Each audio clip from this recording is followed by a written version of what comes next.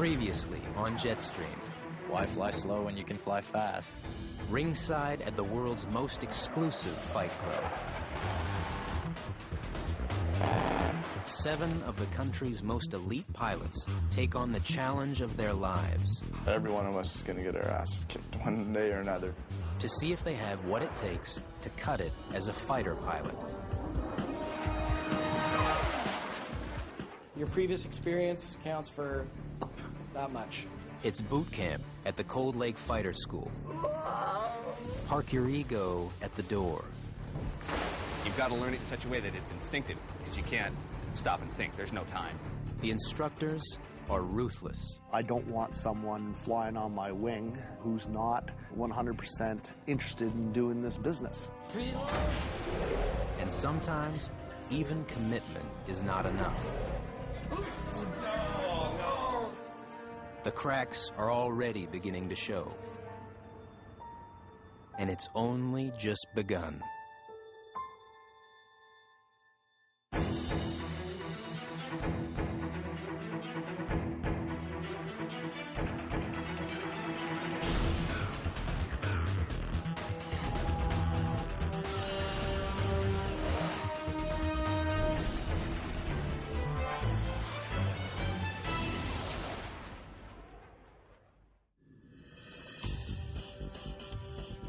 The first thing rookies learn when they arrive at 410 Squadron is that being a fighter pilot isn't a job, it's a life.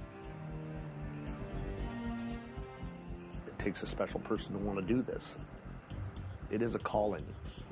It's not a decision you make after you woke up on Sunday morning after watching Top Gun and going, that's what I want to do. The 7 trainees are already seasoned flyers, but this is their shot at the big league. They're 9 weeks into fighter pilot school at Canadian Forces Base Cold Lake, Alberta, and they're about to fly the F-18 Hornet for the first time. All right, welcome to the walk around. Try to remember as much as I try to pass on to you. Captain Patrick Pelletier, one of their instructors, walks them through the airworthiness checks every F-18 pilot is expected to know by heart. This is very poisonous, so don't touch it with your hand, just inspect it with your eyeballs. This door will be open, you'll inspect the gun. There are 155 checks before they even climb into the cockpit. Just need to give it a little shake. It can move up and down, no problem. That's the umbilical to the missile itself. Close it back up. I'm looking at the afterburners of all these jets. Kind of surreal, you know. Before it was, my dream was a picture on a wall, you know, in my bedroom, you know, when I was a kid. Now it's for real, but it took years of dedication to get here. We went through a military college where you get thrown in, you get broken down, and then they build you up as a team.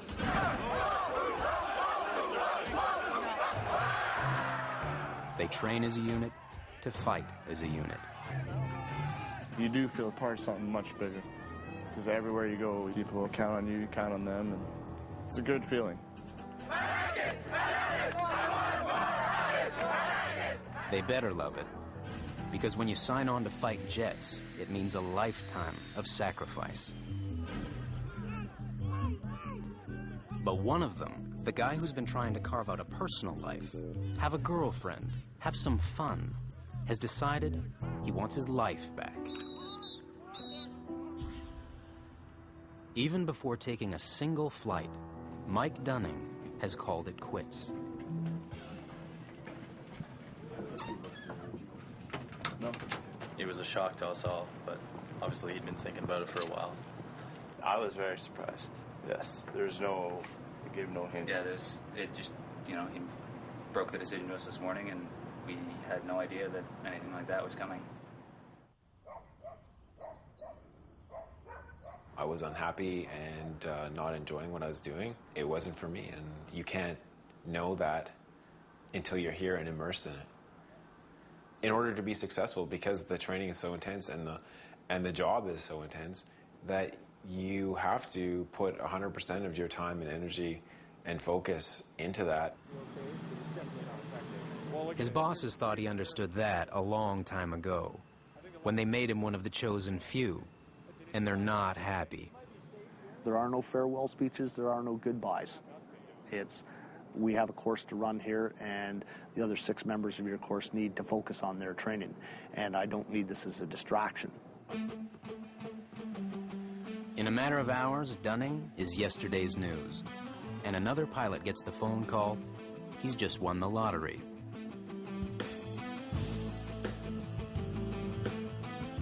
If anyone can rise to the challenge, it's Dave Mcleod.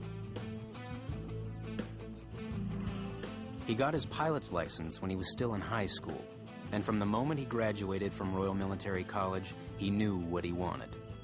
Now he'll get the chance to show his stuff. The first thing I could say was, wow, because I was totally out of the blue. Welcome to the club. Very good already. Yeah, it's so exciting. Cake popcorn. That's Dunning's old one? Okay. So you can just wipe out anything you don't want on there. Sure. Dave Mcleod is a brave man because he's committed to learn in 4 weeks what the others had 9 to absorb.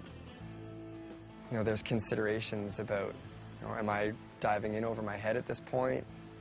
This is what it's going to take for me to be a fighter pilot. And if I pooch this one, then that's that. There's no more fighter pilot for me. While Dave hits the books, the other students are about to hit the runway.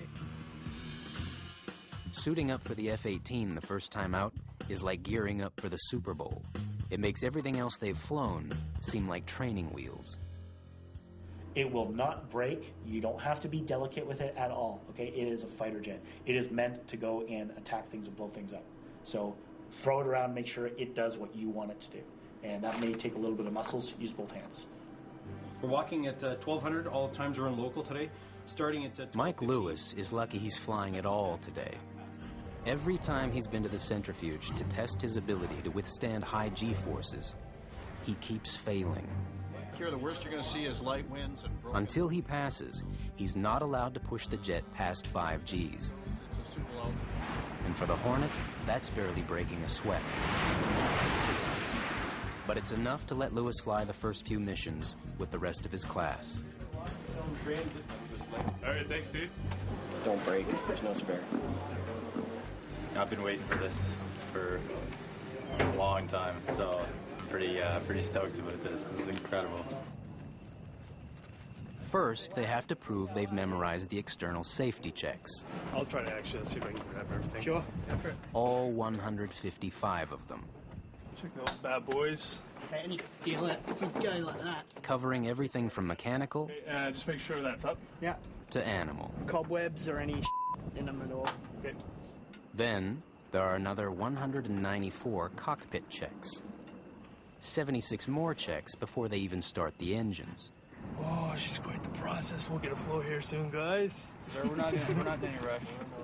And starting the engines involves 45 more. A guy could get old waiting around for this.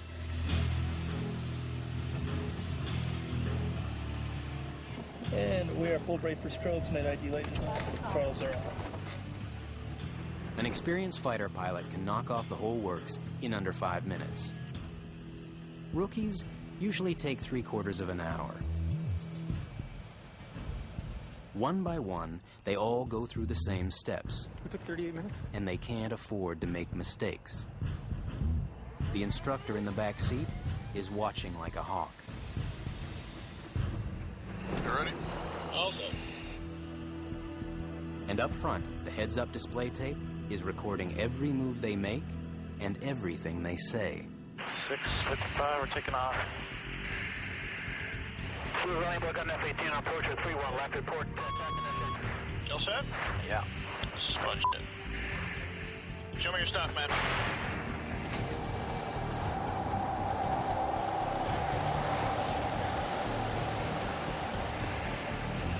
Good job. Don't come out of burner. Good job.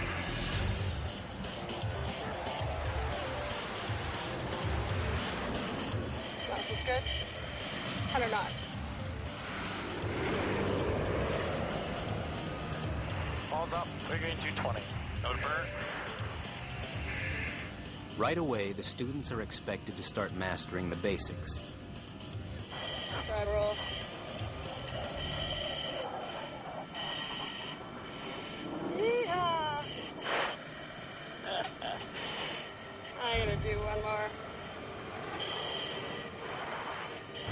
rolls, climbs, stalls. Yeah, already coming up.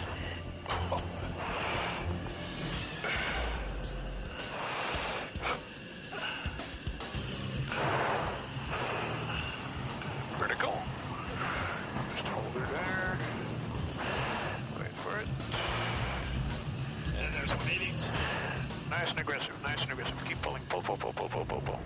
The instructors are looking for a cool head and discipline in the cockpit. All through. Because in combat, that's what keeps you alive. So even though the rookies are getting the most thrilling ride of their lives, they're all business. But at this stage, flying is the easy part. For an inexperienced pilot, bringing an F-18 back to Earth is the most dangerous and difficult part of the flight. Feels so dumb.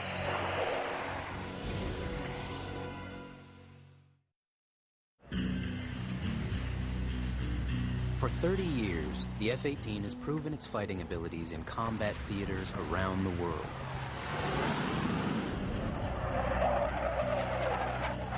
But in the hands of a rookie fighter pilot on a windy day, it can also be treacherous. Slightly high.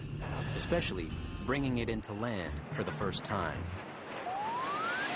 Some speed there, just because the winds are a little screwy. Landing the F-18 Hornet can make even the most seasoned veterans break a sweat. That's because this jet was never designed to land on land.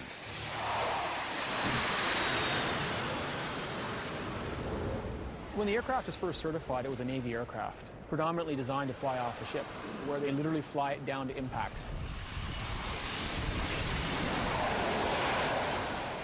And I'll say impact because it's quite a violent arrival on the airfield.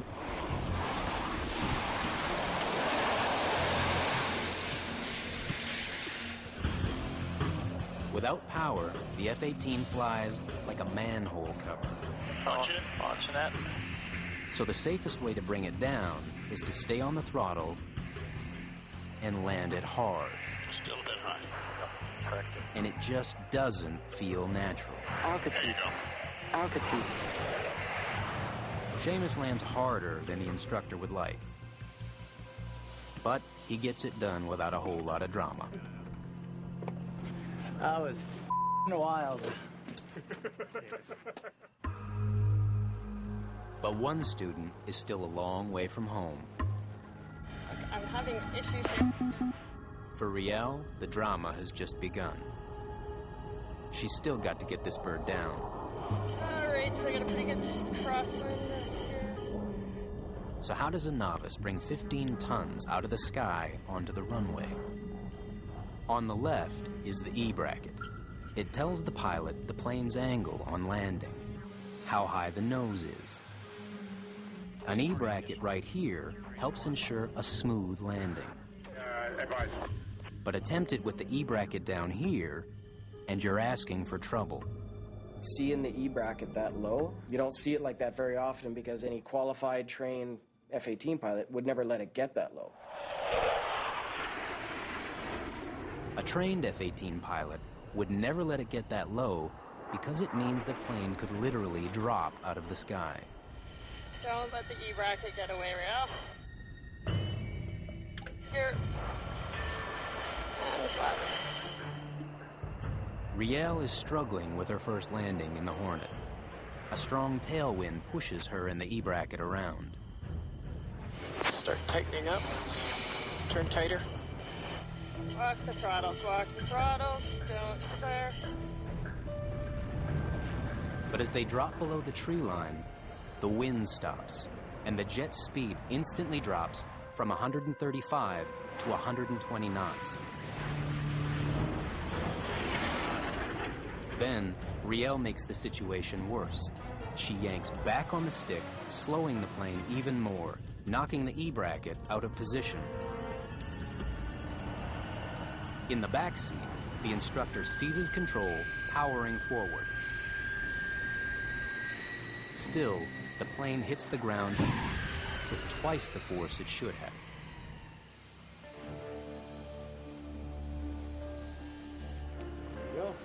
day, ma'am. Thanks. Yeah, just landing this thing is going to be a challenge, I think. After every flight, there's a debriefing, and Riel's is humbling. I've heard the AOA tone in the final turn a couple of times in my career in the backseat, other people flying, and the jet just feels scary. It's the first time for this class that an instructor has had to take control away from a student. The students aren't stupid, and Riel knows that when I say I have control, that she's basically messed up. You just can't let things snowball and get frustrated. And I see that a lot. It's like the cockpit is no place for emotion. You're used to, I mean, through most of my life, kind of being always at the top of the group, always, you know, never really having to struggle or anything like that. And yeah, and this is a challenge. It is not easy, and it hasn't been easy since day one. It wasn't a great way to start. It wasn't a good start. Bad landings are a classic rookie mistake. But when you're flying a supersonic fighter, even the smallest errors can carry the gravest consequences.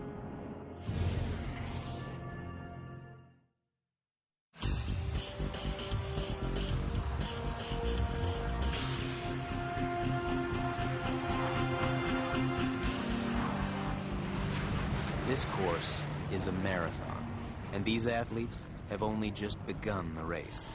Look at the fear on his face. See it? Turning white. I think he's going to be sick here in a second. It's now week 10, and the pace is intensifying.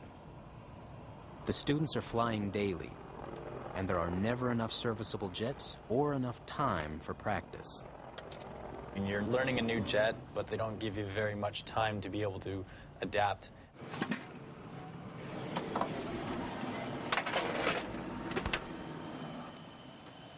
They'll take you to a certain point where you're just prior to feeling comfortable. Like you wish you had another flight or two just to sort of solidify everything. Dave Mcleod, the new guy, has no sympathy. He's cramming to get through ground school in half the time they had. We're going to hold his hand for a little bit and spoon feed him and take care of him because we've asked a fair bit of Dave to jump in here. So let's go over to 50 questions there. Spoon feeding feels a lot like force feeding, but Dave is eating it up. He has no choice if there's any hope of catching up with the rest of his classmates. Know all the pressure, EGT limitations, hydraulic pressures, oil pressures. Yeah. Lieutenant McLeod, call up. Lieutenant McLeod, 6917. Oh, what did I do? I just study at work, go home, have food, study, go to bed, get up, have food, go to work, study. Check to see if that one's open. There's yours. 719.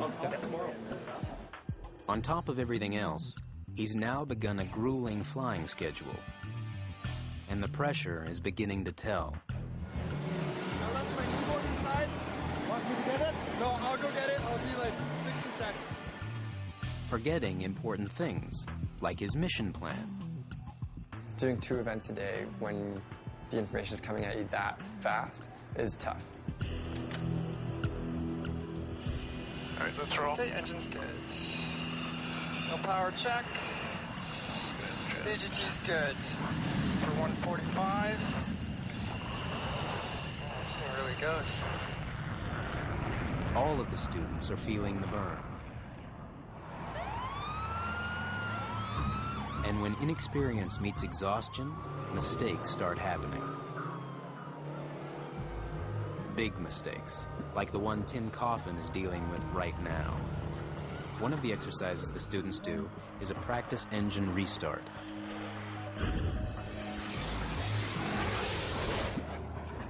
The drill is straightforward. Shut down one engine, accelerate to 350 knots, relight it. At that speed, air is driving the compressor like a windmill. So when the engine is reignited, the turbines are spinning fast enough to blow the heated air out the exhaust. Tim's mistake is that he was flying too slow. The hot air was trapped and the engine overheated. Cougar 3-3, 3 green, correction. Tim is now flying a jet with one engine out. And that means an emergency landing. 9 knots, spoke tables up, recheck here. He has to drop the tail hook and snag the steel cable stretched across the runway. Normally, the F-18 needs nearly a mile of pavement to slow down. Trapping the cable brings it to a dead halt in less than 1,000 feet.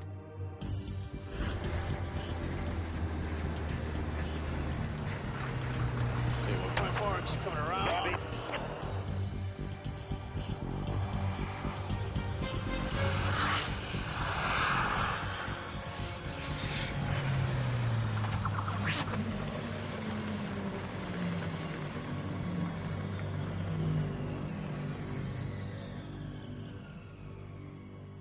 One of the exercises we wanted to do today was a practice single engine approach. So he got to do one for real. Tim's mistake might have cost the Air Force a $2 million engine and one less jet for the next few weeks. Because now, that 1-ton engine has to come out of the plane. Okay, go slow, guys. And then go to the sickbay to see if the heat caused any damage. Yeah. Tim was lucky. The engine's okay. From big to small, a screw-up is a screw-up. Yannick Jobin's mission has just been scrubbed because he dropped his pen in the cockpit. That 19-cent piece of plastic could be lethal if it jammed a critical mechanism. So, until they find it, which could be days if they have to pull out the ejection seat, this jet is out of action. Be advised we change from 9:18 to 9:30 is going to be launching instead. And when somebody breaks a plane, it usually means somebody else doesn't get to fly.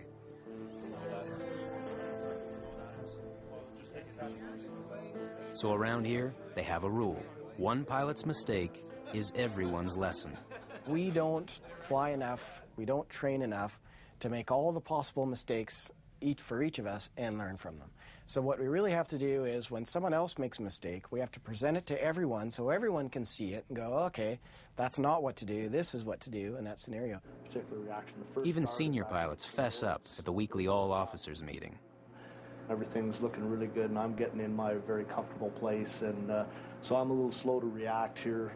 It's tough, I tell you, to stand in front of your peers, and I am a type A personality, and I don't like to be wrong, and to stand up there and say, oh boy, did I screw this one up, guys, and y'all learn from it and move on, and hey, next week it's going to be somebody else. Tim Coffin is proving to be a walking textbook. First, he nearly cooked an engine. Now, he may have damaged the landing gear of a second plane. A strut on one of the rear wheels is bent. It's the weak link in the landing gear. The F-18's Achilles heel. This is the weak part of the system right here. This is the one thing. This is the thing that'll fail. Yeah. This is exactly how she'll do it. So this is about the limit you get to. Anything more than this, and the wheel will start doing that. Right. So how's that look? For the second time in a week, Tim is under investigation. At this point, I can't really say what caused it because there's going to obviously be a minor investigation just to ensure that everything is safe. But there was a very minor bit of damage done to the airplane on landing. Okay. It's no coincidence that with every batch of new students, there's a whole new crop of landing gear accidents. Over in the hangar is a prime example of the worst case scenario. That's a tough thing to break like that. Holy, that took some talent, actually. That is why you should always be ready to overshoot. Yeah. Because something bad like that can happen. Something bad like the landing gear collapsing and sending the jet careening out of control.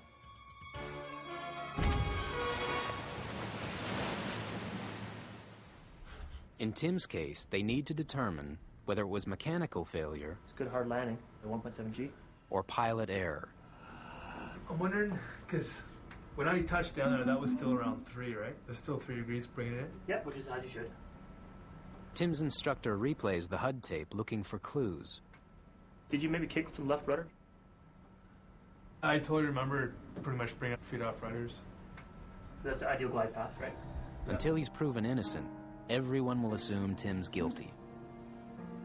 You managed to correct it. It triggers your touchdown. At least it's right on impact that this thing bends. I think the initial thing that caused this was, I think that part is just worn out. So, no fault to be found here. I don't think you get a new call sign under this one. All right? Radar vectors. Tim's off the hook, for now, but his relief will be short-lived.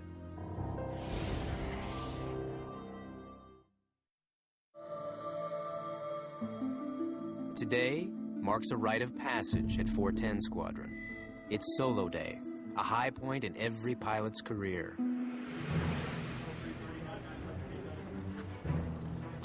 AIS, make sure Simon already has airspace. After just 4 hours in the Hornet, the rookies are going up alone. The squadron safety officer offers a few choice words of advice. Don't f it up. Oh. Dave Mcleod has been running flat out for weeks, and he's finally caught up with his classmates. You'll be doing it. Now, for all of them, this is a big moment. Finally. It won't really kick in until you're out there and you're by yourself. Can't believe I'm walking out here alone. Oh, this is scary. Pilots count their hours in the jet. Some instructors have over 2,000. For the students, this is hour one, minute one as a solo flyer.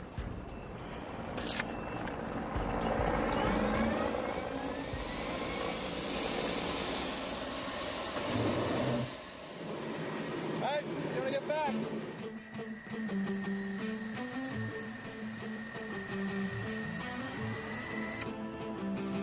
Alright, nose wheel steering is up. We're good to go. Cleared takeoff. Okay, MHT, fuel flow, nozzle, oil's good. Going to burner. There we go. Gear up, thumbs up, 220. One by one, they find their place in the air. Except Seamus. Moments before takeoff, he's stopped in his tracks. His FCS flashes a warning.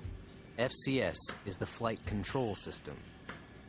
It manages rudders, horizontal stabilizers, flaps. It lets him steer the plane. And there's something wrong with Seamus's. He reboots, basically hitting Control-Alt-Delete, and all systems seem to be fine.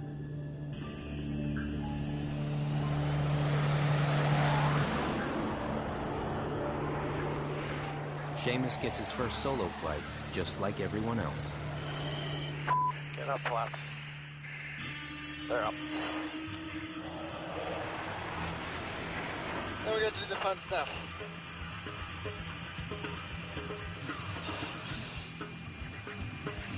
Eat your heart out. This is f***ing awesome. Just awesome. It might be f***ing awesome, but it's still the first solo flight, alone at 20,000 feet. If Tristan hits the wrong switch, if Yannick has a fuel leak, if Mike's engine fails, help is a long way down. Yeah, how's the weather out there? So far, so good, or so they think on the ground.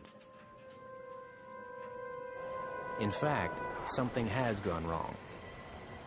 Seamus again. For the second time in 20 minutes, his flight control system is out of whack. He has backup systems, but worst case, a bad FCS can mean losing control over nearly everything except the ejection seat.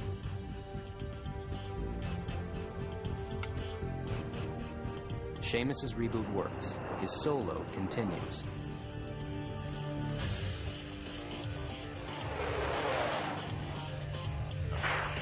Move up a little bit. But minutes later, the warning flashes again. Jesus Christ.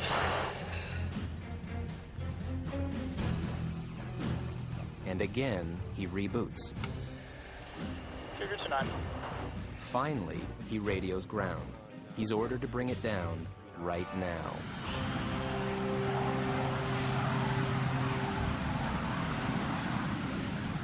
for the short trip that I did have, it was really cool, really awesome. Kind of weird being so quiet, and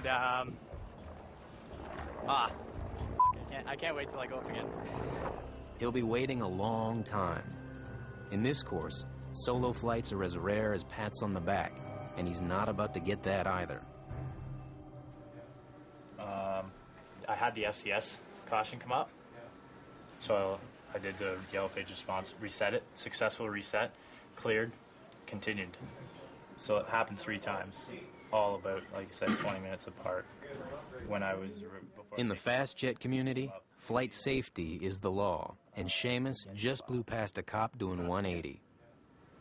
Anytime you pull this out, okay, you should be talking to me, and I'll do that for you. But right there, as soon as you pulled that out, the trip was over right there. Okay? All right. Maybe it was just a computer glitch. Maybe it was something serious.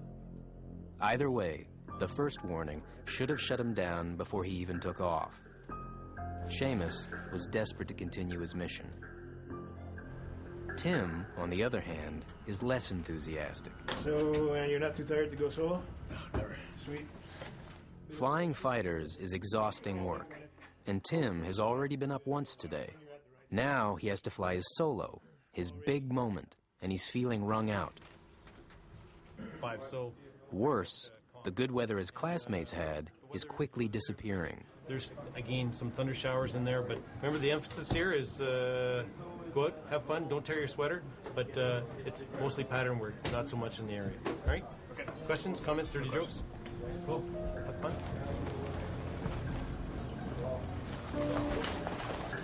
Hopefully the weather holds off and it'll be a good trip.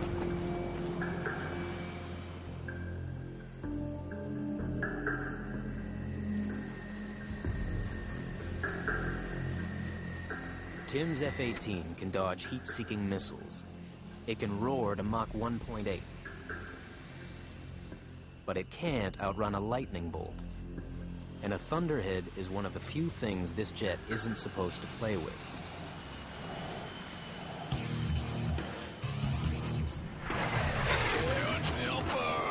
Bring it around.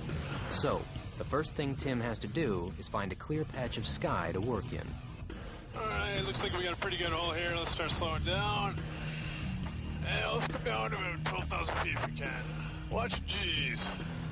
25, come on. Tim can take the G's, but thunderheads are boxing him in. Alright, we're not gonna get anything out of this. Weather's shite. And tower 301 Fargo. Got a weather warning coming out for lightning and thunder activity from 0300 to 0630Z.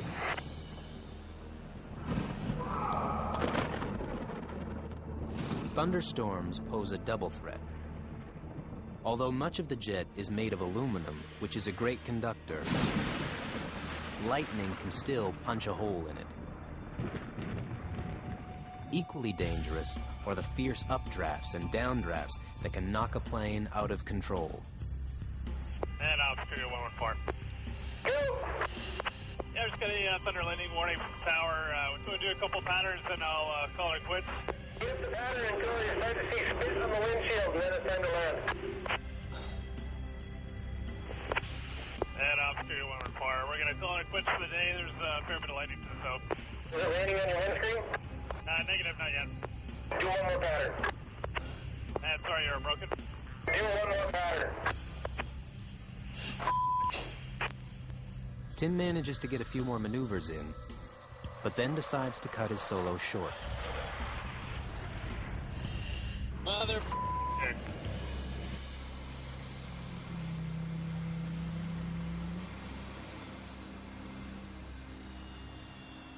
Lightning kind of scared me a bit up there. Scared me down earlier.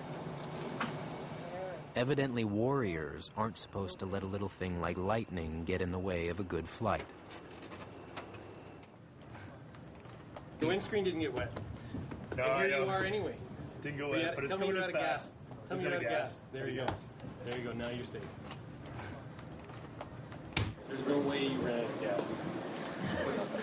I know. And I told you to fly until the windshield got wet. Oh well. Just like that lightning coming in. You got flying, man. Yeah, I probably could have did a couple more patterns, but just didn't see any point. So I decided to take it back. Live to fly another day. But even when it isn't perfect, a pilot's first solo in the Hornet is something he never forgets. The instructors will make sure of it.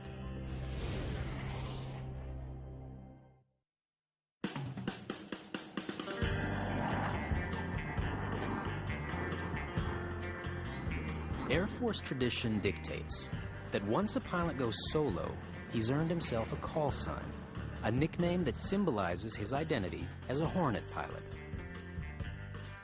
All of the instructor pilots have one, whether they like it or not. Peanut knows as well as Pig that their call signs could have been a lot worse. Flailing got off easy too. His call sign is a play on his last name, Ailing. But if there's a story behind Noodle's call sign, he's not talking.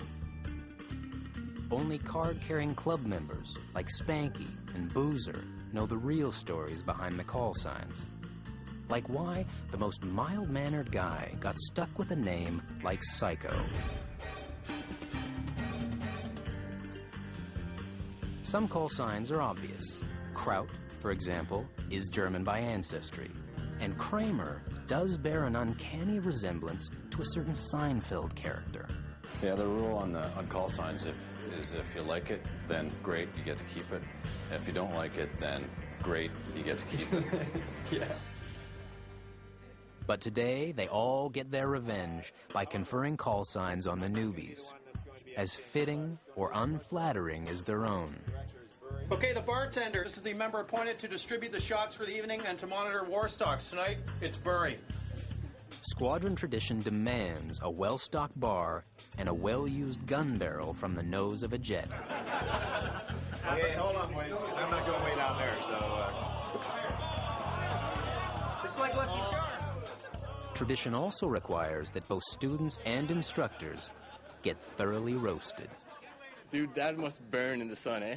Actually, I think you're the one that should be wearing that stuff here. I think you need it.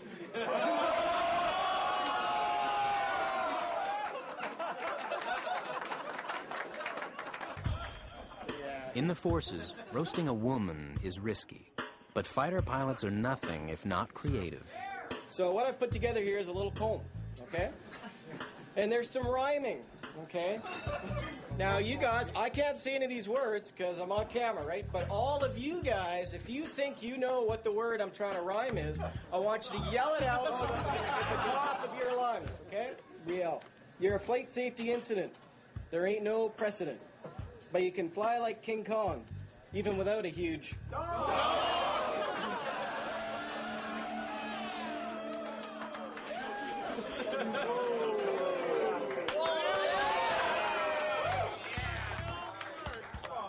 It's a cruel reality that fighter pilots get absolutely no say in the call sign they'll be forced to wear for the rest of their careers. It's the time when we come up with call signs for FPC 39. Here's the honor. They get locked in a back room while their peers vote. Okay, we're going to vote. Only vote once, all right? Coffin, we're looking for Ogie. The process is best described as mob rule. Okay, we're down to two, Nads or Floater. You ready? Nads. Floater.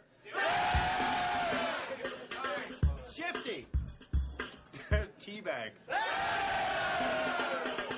So anyway, if you hit your call sign, join the frickin' club, all right?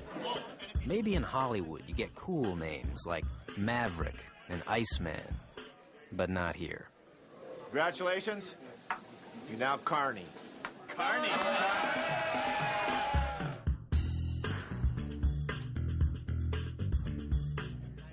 Nail it. Guns.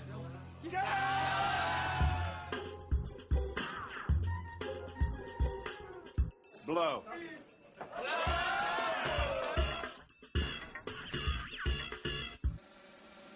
Floater.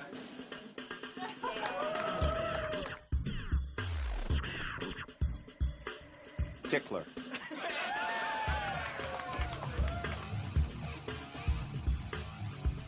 Call sign, Teabag.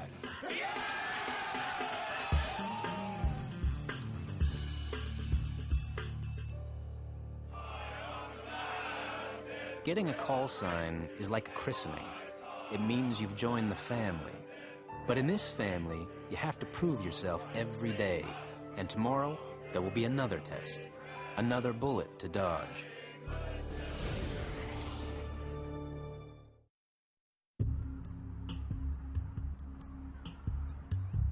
In a place where the goal is to make you part of the club, in all the ways that matter, Mike Lewis is already in.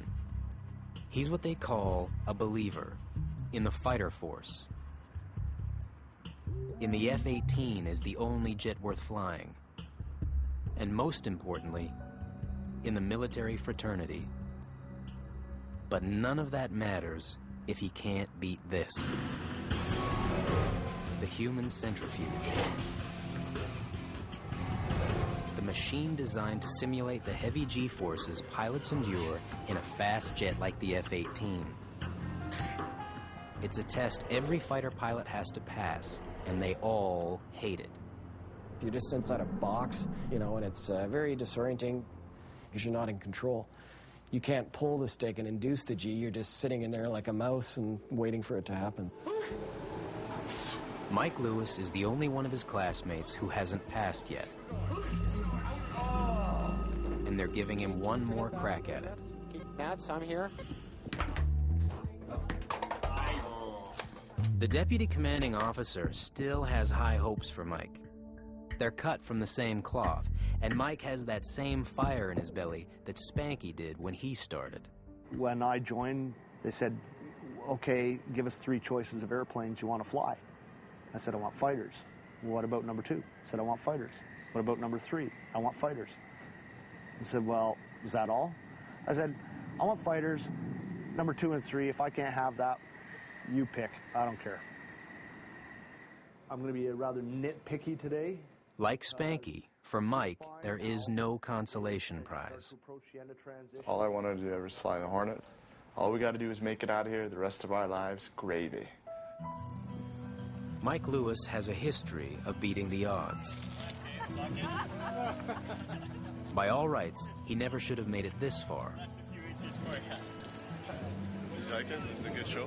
Yes. Yeah. He came down with spinal meningitis as a kid, and for the next 14 years, endured a string of operations on his legs. When I was 16, they actually took a piece of my hip and bone grafted into the leg to lengthen it. And to me, I was like, okay, well, flying in the military, this isn't ever going to really happen. But by sheer force of determination, he made it happen. Just a lot of things that I thank God for, and just the things that fell into place for me that allowed me to do this. So my legs are 100% now.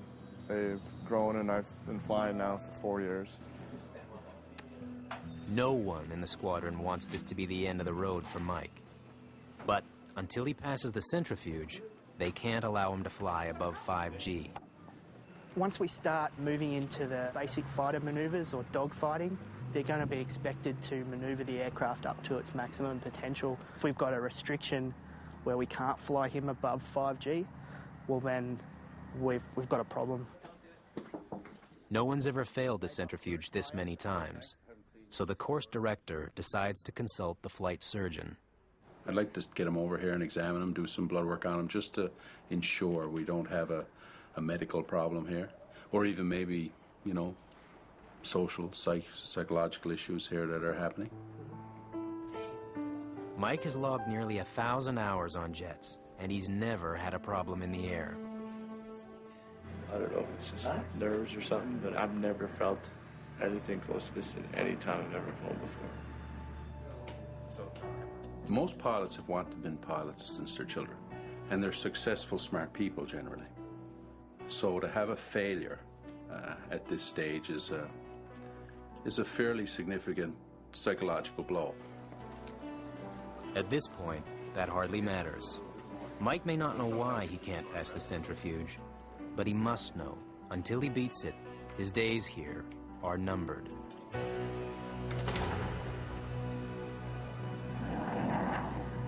That's next time on Jetstream.